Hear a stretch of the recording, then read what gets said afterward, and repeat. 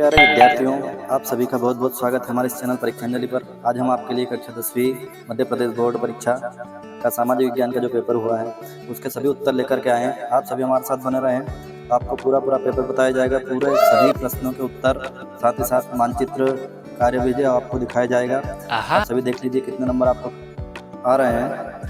सभी चैनल को जरूर सब्सक्राइब करें, शेयर करें और लाइक भी जरूर करें। आप सभी से निवेदन है अपने साथी दोस्तों को भी शेयर करें।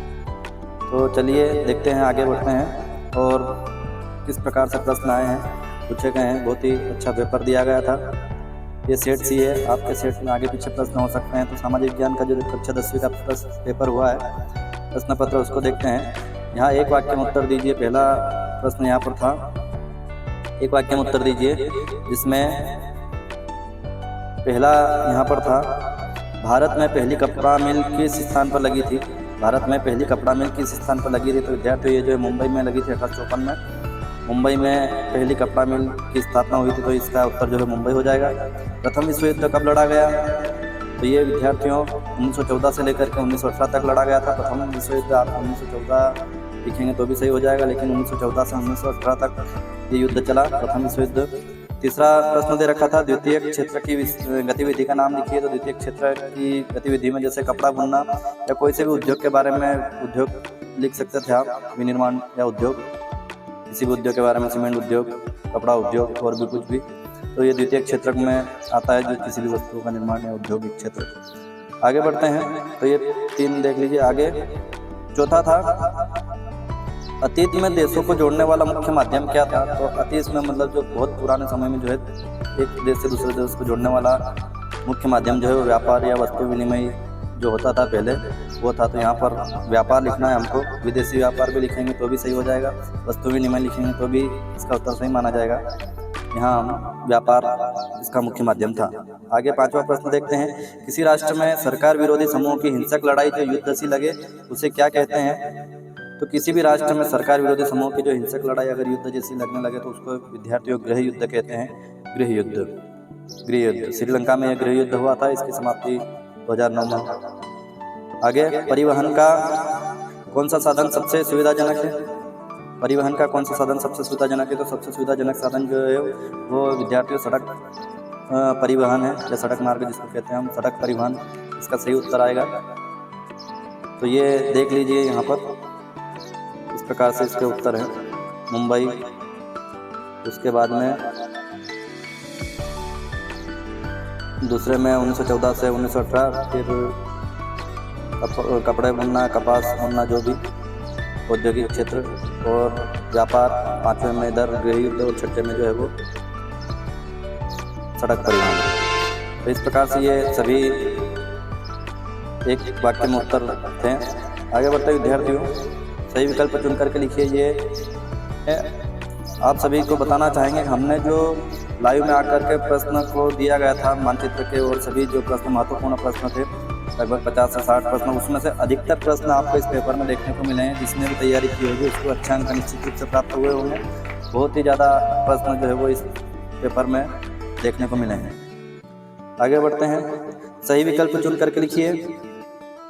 तो यहाँ पहला वाला जो दे रखा था, ब्राजील के रियो डी जेनेरो में पर्यावरण और विकास सम्मेलन कब हुआ। पृथ्वी सम्मेलन जिसको कहा गया, ब्राजील के रियो डी जेनेरो शहर में। तो ये ऑप्शन दे रखे थे, जून 1992, जुलाई 1991, जून 1929 या जुलाई 1992। तो विद्यार्थियों, ब्राजील के जो रियो डी जेनेरो शहर है, वहाँ पर ये सम्मेलन जो है जून 1922 में हुआ था। आ वाला ऑप्शन इसका सही हो जाएगा। दूसरा सही विकल्प था प्रश्न, छोटा नागपुर क्षेत्र की मुंडा और संथाल जनजातियां किन पेड़ों की पूजा करती है। तो ये ऑप्शन दे रखे थे, पलाश और कदम, गुलर और अर्जुन, महुआ और कदम, महुआ और नीम। तो विद्यार्थियों, ये छोटा नागपुर की जो मुंडा संथाल जनजाति है, ये महुआ और कदम के पेड़ों की जो है पूजा करती है। तो सब वाला ऑप्शन यहाँ पर सही हो जाएगा। आगे बढ़ते हैं, तीसरा देखते हैं। तो भारत की एक बड़ी जल संसाधन परियोजना जिसमें महाराष्ट्र, मध्य प्रदेश, गुजरात और राजस्थान सम्मिलित है। तो ये ऑप्शन दे रखे, सरदार सरोवर बांध, कोयना बांध, हीराकुंड बांध या गांधी सागर बांध। तो विद्यार्थियों, इसका सही उत्तर जो है सरदार सरोवर बांध हो जाएगा, जो कि नर्मदा नदी पर बनाया हुआ है। इस बांध के कारण जो है 4 राज्यों को फायदा पहुंचा है पानी के क्षेत्र में, जिसमें महाराष्ट्र आता है, मध्य प्रदेश, गुजरात और राजस्थान। इन चारों राज्यों को इस पानी का लाभ मिला है। इस बांध के कारण, सरदार सरोवर बांध के कारण। तो यहाँ पर अ वाला ऑप्शन जो है वो सही हो जाएगा। आगे बढ़ते हैं। पांचवा यहाँ पर था, भारत की मुख्य खाद्यान्न फसल है। भारत की मुख्य कौन सी खाद्यान्न फसल है? ऑप्शन दे रखे थे चाय, जूट, धान, रबर। बहुत ही सरल सा खाने वाली चीज़ यहाँ पर धान ही है। तो यहाँ पर धान आसानी से इसका उत्तर लगा सकते थे। सवाल ऑप्शन इसका धान जो है सही हो जाएगा। पांचवा प्रश्न दे रखा था, महात्मा गांधी की प्रसिद्ध पुस्तक का नाम है। ऑप्शन दे रखे थे गोदान, हिंद स्वराज, गीतांजलि या भारत एक खोज। ये गोदान नहीं होगा विद्यार्थी, मुंशी प्रेमचंद की। इसका सही उत्तर जो है वो हिंद स्वराज होगा। महात्मा गांधी की प्रसिद्ध पुस्तक जो है वाला ऑप्शन सही हो जाएगा यहाँ पर, हिंद स्वराज। आगे बढ़ते हैं। प्रश्न छठा दे रखा था, HDI का अर्थ है। ऑप्शन दे रखे हैं मानव विकास सूचकांक, समय मानव आय या मानव वृद्धि सूचकांक। यहाँ ऑप्शन में जो है आप अगर अंग्रेजी वर्जन में देखते तो भी आपको समझ में आ जाता। बी वाला ऑप्शन यहाँ पर HDI का पूरा फुल फॉर्म दे रखा है, बाकी ऑप्शन में है ही नहीं HDI का फुल फॉर्म, तो ब वाला ऑप्शन सही हो जाता। तो मानव विकास सूचकांक जो है वो HDI का अर्थ है, ह्यूमन डेवलपमेंट इंडेक्स। ब वाला ऑप्शन यहाँ पर सही हो जाएगा। तो देख लीजिए, इस प्रकार से आपको सही विकल्प बता दिए गए हैं, जिसमें पहला बताया गया जून 1992, दूसरे में महुआ कदम, तीसरे में सरदार सरोवर बांध, चौथे में धान, पांचवें में हिंद स्वराज, छठे में मानव विकास सूचकांक। इस प्रकार से आगे बढ़ते हैं। आप रिक्त स्थानों की पूर्ति कीजिए। रिक्त स्थानों की पूर्ति कीजिए। तो यहाँ पर पहला वाला जो दे रखा था वो महात्मा गांधी राष्ट्रीय ग्रामीण रोजगार गारंटी अधिनियम 2005 के अंतर्गत खाली स्थान दिनों के कार्य या रोजगार की गारंटी दी गई है। तो 100 दिनों के रोजगार की गारंटी दी गई है। महात्मा, जिसको मनरेगा कहा जाता है, 2005 में अधिनियम लागू हुआ। 100 दिनों की रोजगार मजदूरी की यहाँ पर गारंटी दी गई सरकार के द्वारा। बाद में इसको बढ़ा दिया गया, लेकिन हमको यहाँ पर 100 दिन लिखना है। लगभग 625 जिलों में इसको शुरू किया गया था। आगे कृषि खालिस्तान क्षेत्र की गतिविधि है। तो कृषि जो है वो प्राथमिक क्षेत्र की गतिविधि है, खालिस्तान में यहाँ पर प्राथमिक आ जाएगा। अगला मध्य प्रदेश का एक राष्ट्रीय उद्यान खालिस्तान है, तो यहाँ पर हमको कान्हा किसली लिखना था। दूसरा भी लिख सकते थे, आपकी किताब में कान्हा किसली दिया गया था, लेकिन यहाँ पर माधव के सतपुड़ा जो भी आप लिख सकते थे वो लिख सकते थे, जीवाश्म वाला जो भी, तो ये सही हो जाता। अगला सन खालिस्तान में श्रीलंका स्वतंत्र राष्ट्र बना, तो सन 1948 में जो है श्रीलंका एक स्वतंत्र देश बनता है। तो 1948 जो है इस खालिस्तान में आ जाएगा। आगे बढ़ते हैं। छठा प्रश्न दे रखा, सरकार खालिस्तान सरकार 2 या अधिक स्तरों वाली होती है। तो यहाँ पर खालिस्तान में जो है संघीय आएगा। संघीय सरकार 2 या इससे ज़्यादा स्तर वाली होती है। संघीय सरकार, एकात्मक सरकार जो है 1 स्तर वाली होती है। यहाँ पर संघीय सरकार लिखना हमको। अफ्रीका में 1890 में रिंडरपेस्ट खालिस्तान था। अब कुछ बच्चों ने यहाँ पर बीमार लिखा है, बीमारी लिखा है, लेकिन यहाँ पर ये पशुओं का एक रोग था से हमको समझना है कि हमको यहाँ पर किस साथ लिखना था। पशु रोग था, ये पशु रोग था। रोग भी लिख देते तो भी चलता है। वायरस जिसको कहते हैं, एक महामारी फैली थी पशुओं में, मवेशियों में। तो 1890 में रिंडरपेस्ट पशु रोग था, पशु रोग लिखना है यहाँ पर। बीमारी भी आपको सही माना जाएगा इसे। आगे बढ़ते हैं। सत्य असत्य थे, जहाँ पर पहला दे रखा था, गैर नवीकरणीय साधन वो हैं जो कुछ ही वर्षों के प्रयोग के पश्चात समाप्त हो जाते हैं। तो नवीकरणीय साधन वो होते हैं जो वापस से उनको प्राप्त किया जा सकता है, बनाया जा सकता है, जैसे सौर ऊर्जा, पवन ऊर्जा वगैरह। लेकिन गैर नवीकरणीय साधन वो होते हैं जो कुछ समय के बाद जो है वो समाप्त हो जाते हैं, कोयला, इधर पेट्रोल वगैरह। तो ये सत्य हो जाएगा पहला वाला। दूसरा, भारत में कुल 22 भाषाओं को संविधान के 8वें सूची में रखा गया। तो हिंदी सहित जो है 22 भाषाओं को संविधान के 8वें अनुसूची में रखा गया है। ये भी जो है उत्तर सही हो जाएगा। वाक्य पहला और दूसरा दोनों सही हो गए। तीसरा जो है, भारत में संघीय व्यवस्था नहीं है, तो ये बिल्कुल असत्य विद्यार्थी। भारत में जो संघीय शासन व्यवस्था है 2 स्तर के साथ में तीसरा स्तर बाद में जोड़ा गया, पंचायती राज व्यवस्था। तो ये 2 स्तर की सरकार, 2 या 2 से ज़्यादा जिसमें संघीय शासन कहते हैं जिसको, तो ये भारत में है, लागू है। तो ये असत्य हो जाएगा तीसरा वाला। आगे बढ़ते हैं। चौथा दे रखा था यहाँ पर, हल्दिया पत्तन कोलकाता का एक सहायक पत्तन है। तो बिल्कुल ये सही है, पूरी तरीके से सत्य। कोलकाता पे दबाव ज़्यादा बढ़ गया था उस बंदरगाह पर, तो उसके पास में ही जो एक हल्दिया पत्तन विकसित किया गया, हल्दिया पत्तन कोलकाता में। आगे बढ़ते हैं। 5वां जो दे रखा है, प्राथमिक द्वितीयक और तृतीयक क्षेत्र की गतिविधियां स्वतंत्र है, तो विद्यार्थियों ये वाला जो है वाक्य जो है वो गलत हो जाएगा, असत्य हो जाएगा, क्योंकि प्राथमिक द्वितीयक और तृतीयक क्षेत्र स्वतंत्र नहीं है। ये जो है तीनों एक दूसरे पर निर्भर है, परस्पर निर्भर, एक दूसरे के बिना काम नहीं चल सकता, तीनों एक दूसरे पर निर्भर हैं, ये स्वतंत्र नहीं है, तो ये जो है असत्य हो जाएगा पांचवा। छठे वाले पे बढ़ते हैं। मुद्रा के आधुनिक रूप में करेंसी कागज के नोट और सिक्के शामिल है, तो बिल्कुल सही बात है। ये मुद्रा के आधुनिक रूप में जो है करेंसी कागज के नोट और सिक्के ये शामिल है, तो ये सत्य हो जाएगा। तो यहाँ पर देखते हैं हम पहला वाला जो है वो सत्य है, दूसरे में भी सत्य है, तीसरा असत्य हो जाएगा, चौथा सत्य है और पांचवा असत्य, छठा सत्य। इस प्रकार से 4 सत्य 2 असत्य हैं। देख लीजिए कितने नंबर आ रहे हैं। आगे बढ़ते हैं। सही जोड़ी मिलाइए, बहुत ही अच्छी सरल जोड़ी दी गई थी। एक तरफ दे रखा था भारतीय रिजर्व बैंक स्वामित्व के आधार पर क्षेत्रक और राजनीतिक पार्टियों के कार्य, प्रिंट मीडिया, चुनाव पत्थर, साइमन कमीशन। और एक तरफ दे रखा था सार्वजनिक और निजी क्षेत्र, सीमेंट, ऋण का औपचारिक स्रोत, सन 1928, चुनाव, सरकारी व्यवस्था, सामाजिक मुद्दों को उठाना एवं समाचार। तो भारतीय रिजर्व बैंक जो है विद्यार्थियों को इसका सही उत्तर जो है वो तीसरा वाला आ जाएगा, ऋण का औपचारिक स्रोत। बैंक जो है ऋण का औपचारिक स्रोत होते हैं। अगला स्वामित्व के आधार पर क्षेत्रक। स्वामित्व के आधार पर क्षेत्रक जो है 2 प्रकार का होता है, एक सार्वजनिक क्षेत्र और निजी क्षेत्र। तो दूसरे को जो है पहले से मिलाएंगे, बी को पहले से मिलाएंगे, सार्वजनिक निजी क्षेत्र। तीसरा सी वाला दे रखा राजनीतिक पार्टियों के कार्य। तो राजनीतिक पार्टियों के कार्य जो है वो चुनाव और सरकारी व्यवस्था, पांचवा वाला यहाँ पर ऑप्शन सी हो जाएगा, सी को पांचवे से मिलाएंगे। डी में था प्रिंट मीडिया। तो प्रिंट मीडिया जो है सामाजिक मुद्दों को उठाना और समाचार प्रकाशित करना, ये काम प्रिंट मीडिया का होता है, तो ये छठा वाला इससे मिलाना था। ई में था चूना पत्थर।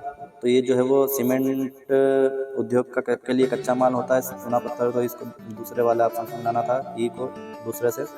और एफ साइमन कमीशन जो कि सन 1928 से इसको मिलाना था, साइमन कमीशन कब भारत आता। इस प्रकार से पहले का जो है वो तीसरा हो जाएगा, ए का तीसरा, बी का पहला, सी का पांचवा, डी का छठा और ई का दूसरा और एफ का जो है वो चौथा। इसका उत्तर सही हो जाएगा। इस प्रकार से आपको जोड़ी मिलानी थी विद्यार्थियों, बहुत ही सरल जोड़ी थी, आसानी से आपको 6 नंबर मिले ही होंगे। आगे बढ़ते हैं। अब देखते हैं हम प्रश्न। तो यहाँ पर छठा प्रश्न दे रखा था कि उधारदाता उधार देते समय समर्थक या ऋणाधार की मांग क्यों करता है, गिरवी रखने की मांग क्यों करता है। इस प्रकार से इसका उत्तर था कि उधारदाता उधार देते समय जो है इसलिए मांग करता है क्योंकि उधार की वापसी की गारंटी हो सके, उसके पास वो गिरवी रखेगा कुछ चीज़ें जैसे सोना चांदी वगैरह जो भी रकम, तो वो जब सामने वाला भी उसको उधार लिया हुआ वापस दे देगा और वो रकम छुड़वा लेगा। इस प्रकार से वो उधार की वो उसकी ऋण गिरवी रखने की मांग करता है। इसके अथवा में प्रश्न था कि ऋण के औपचारिक और अनौपचारिक स्रोत क्या है। बहुत महत्वपूर्ण प्रश्न है, हमने आपको जो IMP बताए गए थे उन प्रश्नों में ये बहुत ही महत्वपूर्ण प्रश्न था। तो ऋण के औपचारिक स्रोतों के अंतर्गत जो है बैंक आता है। इस प्रकार से देख लीजिए, बैंक जो है ऋण प्रदान करते हैं कम ब्याज पर, और सहकारी समितियाँ होती है, ये ऋण के औपचारिक स्रोत हैं। और अनौपचारिक स्रोतों में साहूकार जो बड़े बड़े महाजन लोग होते हैं वो, और अपने दोस्त और परिवार जो है इनसे जो भी हम कर्जा लेते हैं वो ऋण के अनौपचारिक स्रोतों में आता है। इनकी ब्याज दर भी काफ़ी बहुत ज़्यादा होती है। इस प्रकार से ये उत्तर आपको दोनों लिखने थे। आगे बढ़ते हैं। प्रश्न 7वां था, वे कौन से तरीके हैं जिनसे बाजार में लोगों का शोषण हो सकता है। तो बहुत सारे तरीके हैं, जैसे मिलावटी उत्पाद, इससे लोगों का शोषण हो सकता है। गलत वाजन या माप मिलता है लोगों को, उपभोक्ताओं को धोखा देते हैं, अत्यधिक कीमतें, MRP से ज़्यादा कीमत वसूलते हैं, झूठे विज्ञापन दिखाते हैं, सुरक्षा मानकों की कमी। इस प्रकार से बहुत सारे कारण हो सकते हैं। इसके अथवा में प्रश्न था, जागरूक उपभोक्ता बनने के लिए आवश्यक बातें लिखिए कोई 2। जागरूक उपभोक्ता बनने के लिए तो 2 बातें, जिसमें अपने अधिकार को जाना, हमको अपना अधिकार पता होना चाहिए। जागरूक उपभोक्ता को अपने अधिकार के बारे में पता होना चाहिए, जैसे कि सही उत्पाद प्राप्त करने, शिकायत दर्ज करने और मुआवजा मांगने का उसको अधिकार है। उत्पादों की जानकारी प्राप्त करें, खरीदारी से पहले जो है उत्पाद की गुणवत्ता, सामग्री और सुरक्षा मानकों के बारे में जानकारी, ये एक जागरूक उपभोक्ता के लक्षण है। इस प्रकार से इसका उत्तर लिखना था। आगे बढ़ते हैं। बहुत सारे प्रश्न थे जिनको हम मन से भी हम लिख सकते थे आसानी से। अगला प्रश्न था, यहाँ पर वन संरक्षण हेतु किए गए 2 आंदोलन के नाम बताए। तो सबसे महत्वपूर्ण आंदोलन चिपको आंदोलन 1970 के दशक में उत्तराखंड में, हिमालयन क्षेत्र में, पहाड़ी क्षेत्र में, पर्वतीय में, वहाँ पर शुरू हुआ। पेड़ों को कटने से बचाना था इस आंदोलन का उद्देश्य। दूसरा एक आंदोलन 20 मार्च का आंदोलन अमृता देवी के नेतृत्व में, तो पेड़ों से चिपक गए, पेड़ को बचाने के लिए अपना प्राणों की आहुति दे दी। 1730 में, तो ये तो आंदोलन के बारे में लिख सकते थे। इसके 8वां प्रश्न था वनों के दो प्रत्यक्ष महत्व बताना था। तो ऑक्सीजन का उत्पादन, वन जो है वायुमंडल में ऑक्सीजन का उत्पादन करते हैं, सभी प्राणियों के लिए ऑक्सीजन बहुत ज़्यादा जरूरी होती है, तो बहुत महत्वपूर्ण होते हैं वन। अगला जलवायु विनिमय, वन जलवायु का विनिमय करने में मदद करते हैं, वर्षा को बढ़ाते हैं और तापमान को नियंत्रित करते हैं वन, इसलिए बहुत ज़्यादा महत्वपूर्ण है। इस प्रकार से इसको लिख सकते थे। अगला बढ़ते हैं 90वें प्रश्न की ओर। तो दो मोटे अनाजों के नाम लिखिए। तो दो मोटे अनाज के नाम आप लिख सकते थे, कोई सा भी, ज्वार, बाजरा, रागी। इसके 8वां में था दो व्यावसायिक फसलों के नाम लिखिए। तो कपास, गन्ना या फिर सोयाबीन भी लिख सकते हैं, चाय काफी भी, दो व्यावसायिक फसलें। आगे बढ़ते हैं। 10वां प्रश्न था यहाँ पर, राष्ट्रीय ताप विद्युत गृह द्वारा दिए गए दो उपाय जो प्राकृतिक पर्यावरण प्रदूषण कम करने में सहायक है, लिखिए। तो दो उपाय लिख सकते हैं यहाँ पर।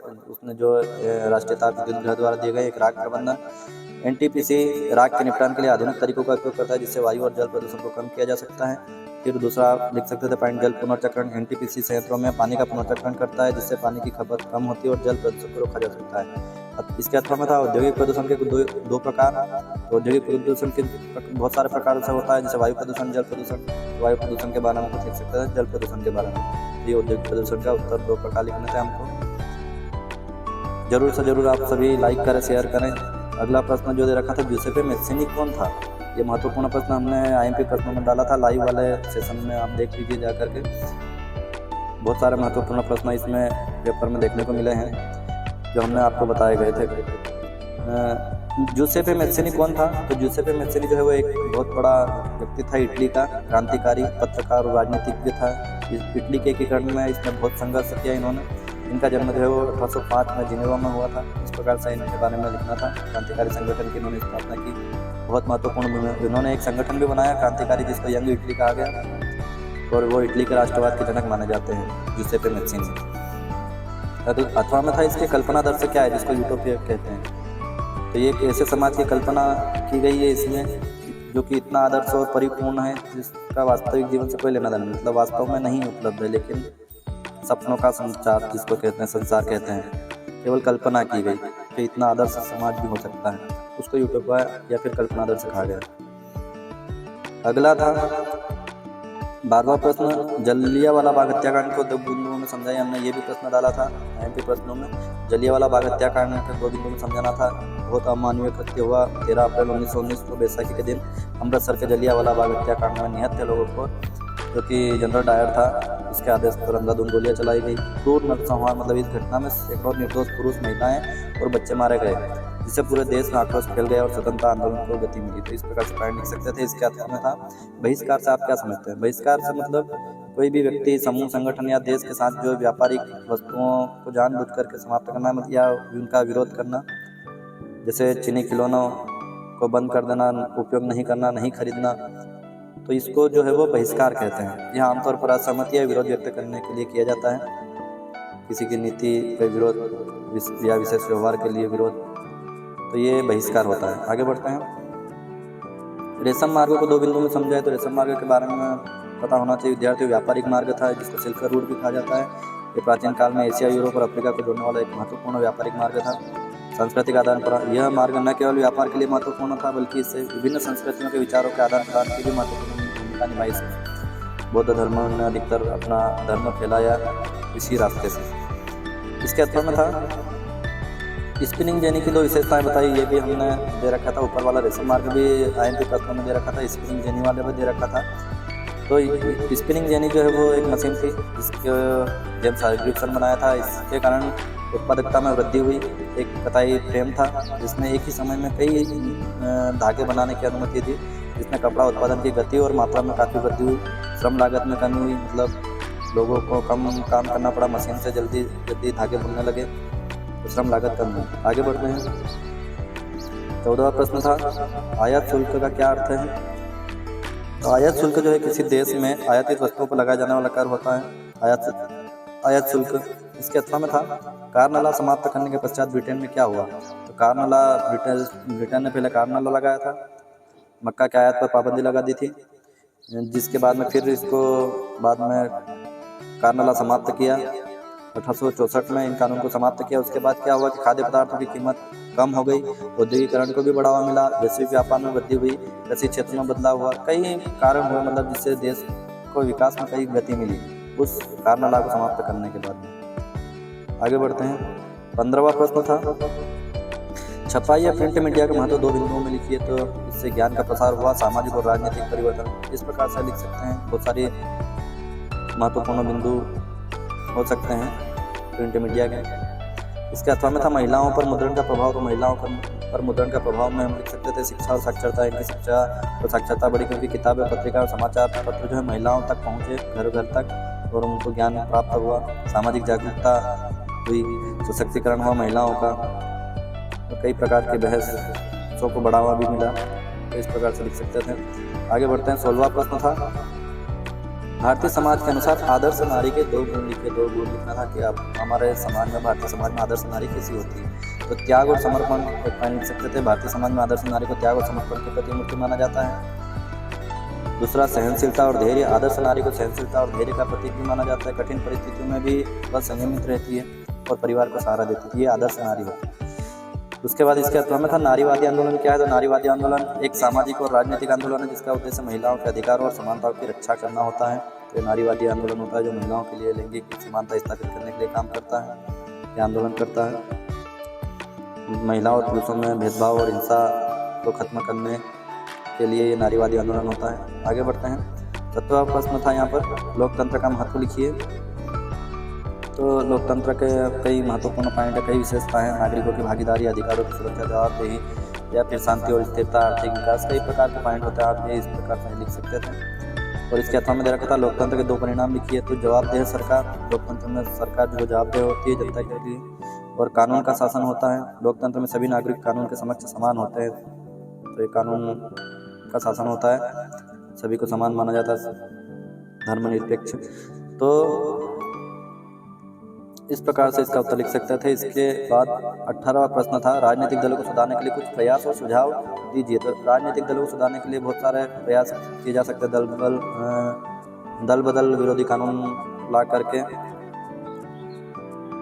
व्यक्तिगत लाभ के लिए दल बदलने से रोकता है। चुनाव आयोग के दिशा निर्देश। चुनाव आयोग ने राजनीतिक दल के लिए वित्तीय पारदर्शिता और आंतरिक लोकतंत्र को बढ़ावा देने के लिए निर्देश भी जारी किए हैं। न्यायिक हस्तक्षेप भी होता है। सुझाव कुछ ये है कि आंतरिक लोकतंत्र को बढ़ावा देना चाहिए, वित्तीय पारदर्शिता सुनिश्चित करना चाहिए, आपराधिक पृष्ठभूमि वाले उम्मीदवारों को टिकट नहीं देना चाहिए। ये सुझाव है।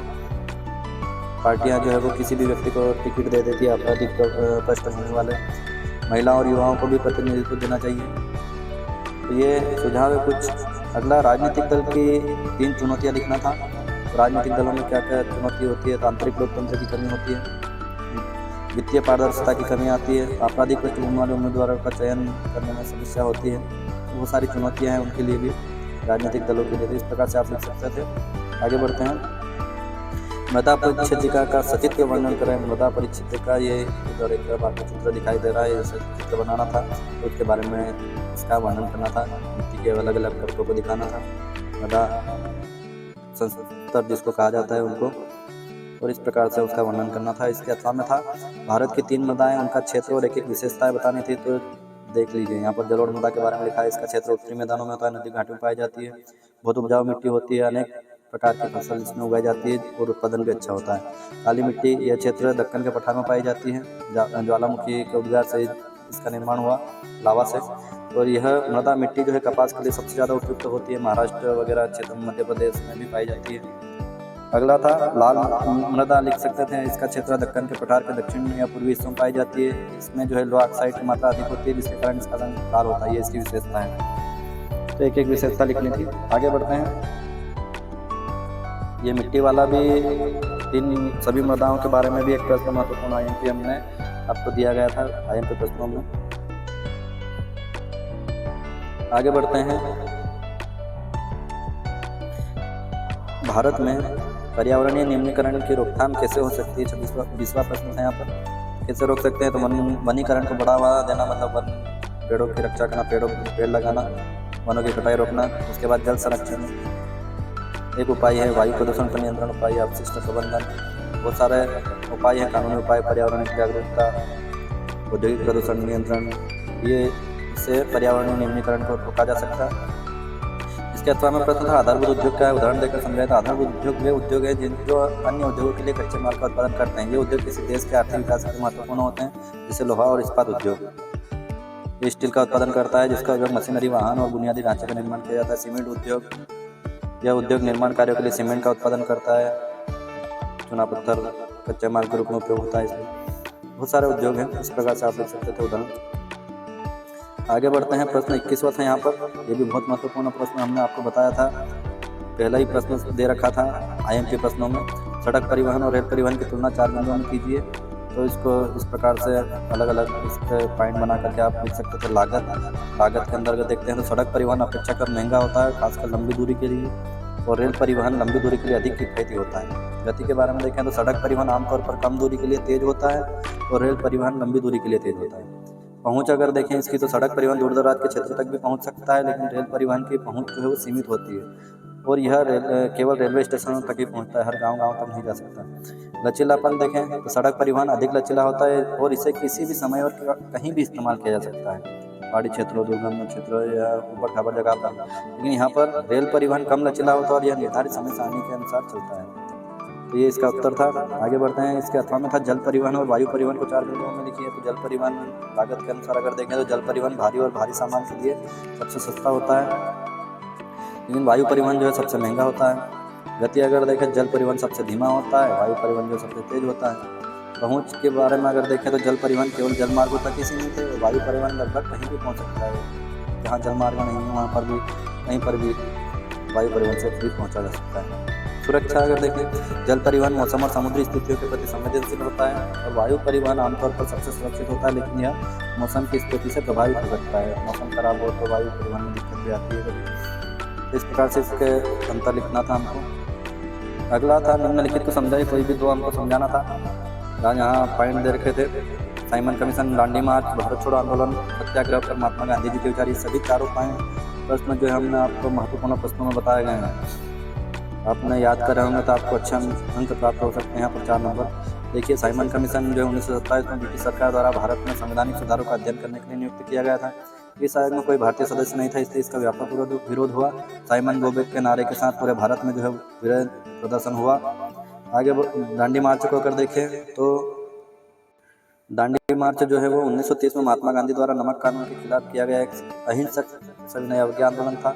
गांधी जी और उनके अनुयायियों ने साबरमती आश्रम से दांडी तक कुल 240 मील की यात्रा की, जहां उन्होंने समुद्र के पानी से नमक बनाकर कानून तोड़ा। इसने पूरे देश में सविनय अवज्ञा आंदोलन को प्रेरित किया। एक था भारत छोड़ो आंदोलन के बारे में। तो भारत छोड़ो आंदोलन 1942 में महात्मा गांधी द्वारा ब्रिटिश सरकार के खिलाफ शुरू किया गया और एक जन आंदोलन था। करो या मारो का नारा दिया गांधी जी ने, जिसने तत्काल स्वतंत्रता की मांग की। यह आंदोलन ब्रिटिश सरकार के खिलाफ एक बहुत शक्तिशाली प्रदर्शन था। एक चौथा था इसमें सत्याग्रह पर महात्मा गांधी जी के विचार। तो सत्याग्रह का अर्थ है सत्य के लिए आग्रह। यह महात्मा गांधी द्वारा विकसित एक अहिंसक प्रतिरोध का दर्शन है। यह अन्याय के खिलाफ लड़ने के लिए अहिंसा, सत्य और आत्मानुशासन के सिद्धांतों पर आधारित है। गांधी जी ने सत्याग्रह को एक शक्तिशाली उपकरण माना जो सामाजिक और राजनीतिक परिवर्तन ला सकता है। तो बहुत महत्वपूर्ण पॉइंट ये हमने याद करने के लिए आपको IMP में भी रखे थे, लेकिन सभी आए हैं यहाँ पर, कोई 2 लिखना था इसमें से। इसके अथवा में प्रश्न था महात्मा गांधी जी ने असहयोग आंदोलन को वापस लेने का फैसला क्यों किया। तो विद्यार्थियों 1922 में जो चोरी चोरा कांड होता है उसके बाद में देश में अलग अलग जगह पर लोग हिंसक घटना करते हैं, आंदोलन करते हैं, हिंसा का सहारा लेने लगते हैं। तो गांधी जी परेशान हो जाते हैं, क्योंकि गांधी जी अहिंसा के समर्थक थे, प्रबल समर्थक। उन्होंने महसूस किया कि आंदोलन जो है अब हिंसक हो रहा है, जो कि उनके सिद्धांतों के खिलाफ था। तो उन्होंने वापस आंदोलन को लेने का फैसला किया कि नहीं, हम असहयोग आंदोलन वापस लेते हैं। तो चोरा चोरी की घटना गोरखपुर में होती है, वहाँ से वापस शुरू होते हैं। आंदोलनकारी जो है पुलिस स्टेशन में आग देते हैं, 22 पुलिसकर्मी मारे जाते हैं। और गांधी जी का मानना था अहिंसा से ही हमको आज़ादी प्राप्त करना है। तो इस प्रकार से इसका उत्तर लिखना था। और आखिरी प्रश्न यहाँ पर था, दिए गए भारत के मानचित्र में निम्नलिखित को दर्शाइए। तो देखिए आपके सामने मानचित्र दिया गया है। हमने आपको पूरी तरीके से यहाँ पर बताया है, पहले भी हमने मानचित्र के लिए वीडियो बनाया गया है। आपने अगर उसको देखा होगा तो निश्चित रूप से 4 नंबर आपको पूरे प्राप्त हुए होंगे। ये देख लीजिए, यहाँ पर पहले में दे रखा था मुंबई हाई, दिल्ली, रानीगंज और तूतीकोरिन। तो मुंबई हाई जो है वो मुंबई के आपको ठीक थोड़ा सा इधर पश्चिम में समुद्र के अंतर मुंबई हाई तेल क्षेत्र यहाँ पर आपको दिखाना था, पहला वाला। दूसरे पे था दिल्ली, देश की राजधानी दिल्ली। ये यहाँ पर आपको उत्तर प्रदेश और हरियाणा के पास में आपको यहाँ पर एक छोटा सा जो बना हुआ है यहाँ पर दिल्ली आपको दर्शाना था। तीसरा था रानीगंज, जो कि आपको यहाँ पर इधर पूर्वी क्षेत्र में पश्चिम बंगाल और झारखंड की जो बाउंड्री है यहाँ पर आपको रानीगंज को ये दिखाना था आपको रानीगंज। और चौथा इसमें था तूतीकोरन। तो तूतीकोरन आपको भारत के सबसे नीचे यहाँ दक्षिण में तमिलनाडु में जो है आपको तूतीकोरन सबसे नीचे वाला जो राज्य है होने पे तमिलनाडु, यहाँ पर आपको तूतीकोरन दिखाना था। तो इस प्रकार से ये 4 थे। इसका अथवा वाला भी देख लीजिए, अथवा में भी 4 दे गए थे, डिगबोई, गोवा, दुर्ग और लक्षद्वीप। तो डिगबोई जो है वो बहुत बड़ा तेल क्षेत्र है जो कि असम में है। तो यहाँ पर पूर्वी क्षेत्र में आप देख लीजिए, यहाँ पर असम में सबसे कोने में डिगबोई आपको दर्शाना था। गोवा सबसे छोटा राज्य भारत का, ये आपको इधर दिखाई दे रहा है, महाराष्ट्र के पास में गोवा, यहाँ पर गोवा आपको दर्शाना था। दुर्ग जो है वो छत्तीसगढ़ में है, तो आपको मध्य प्रदेश के पास इधर छत्तीसगढ़ में दुर्ग को दर्शाना था, तीसरे नंबर वाला। और चौथा लक्षद्वीप था, जो कि एक केंद्र शासित प्रदेश भी है। तो आपको ये भारत के इधर दक्षिण पश्चिम वाला क्षेत्र इधर समुद्र में लक्षद्वीप जो है दिखाना था। तो लक्षद्वीप आपको यहाँ पर दर्शाना था। तो बहुत ही सरल मानचित्र दिया गया था। निश्चित रूप से आपको 4 नंबर प्राप्त हुए होंगे और आपको पास होने में बहुत मदद करेंगे। आप हमारे साथ बने रहें, आप सभी से निवेदन है, जरूर से जरूर शेयर करें, सब्सक्राइब भी करें और लाइक अनिवार्य रूप से करें। आप सभी से निवेदन है, हमारे साथ बने रहें। आप सभी का बहुत बहुत धन्यवाद। आपने जिन्होंने भी हमारा चैनल देख करके तैयारी की होगी, निश्चित रूप से अच्छे अंक प्राप्त हुए होंगे। हम आपके उज्जवल भविष्य की कामना करते हैं। आपका बहुत बहुत धन्यवाद।